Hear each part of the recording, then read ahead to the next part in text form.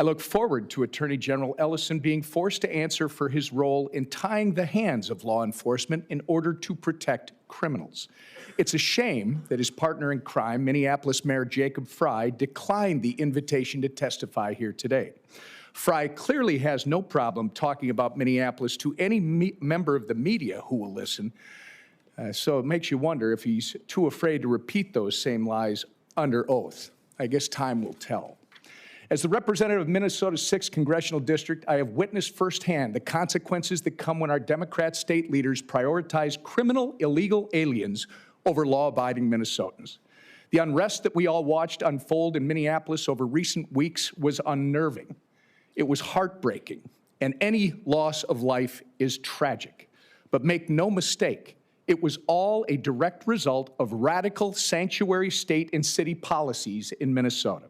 By preventing local law enforcement from working together with federal law enforcement, they have turned Minnesota into a safe haven for criminal illegal aliens.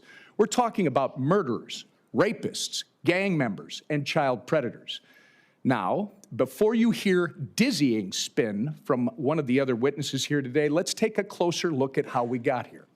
In 2021, with Attorney General Keith Ellison as the chief law enforcement officer in our state, the Hennepin County Sheriff's Office issued a directive which prohibited the county's cooperation with immigration and customs enforcement. 4 years later, Ellison issued 2 legal opinions arguing that Minnesota law prohibits state and local law enforcement agencies from holding someone based on an immigration detainer if the person would otherwise be released from custody, and limiting county sheriff's ability to enter into 287G cooperation agreements with federal law enforcement. What happened as a result? Criminal illegal aliens were released back onto our streets, putting innocent Minnesotans' lives at risk. Take the case of Victoria Alen Harwell, for example, a Minnesota mom who was allegedly killed by an illegal alien in a drunk driving car crash. Hennepin County ignored detainer requests and let this criminal walk not once, but twice, citing Attorney General Ellison's opinion. Flash forward to December 2025, when the Trump administration launched Operation Metro Surge in Minneapolis, fulfilling the border security mandate they were given by 77 million Americans and following the uncovering of rampant Somali fraud throughout our state. As of last week, 4,000 illegal aliens have been arrested since Operation Metro Surge began. That includes the worst of the worst off our streets.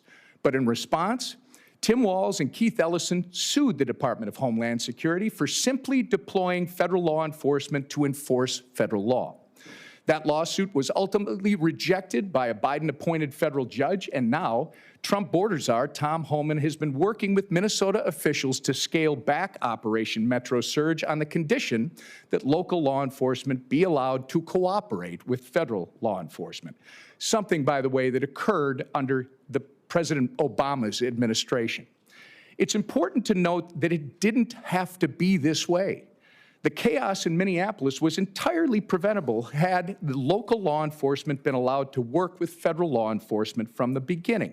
We see that in states like Texas, Florida, Utah. We also see that in 8 Minnesota counties, including Sherburne County, which is in my district.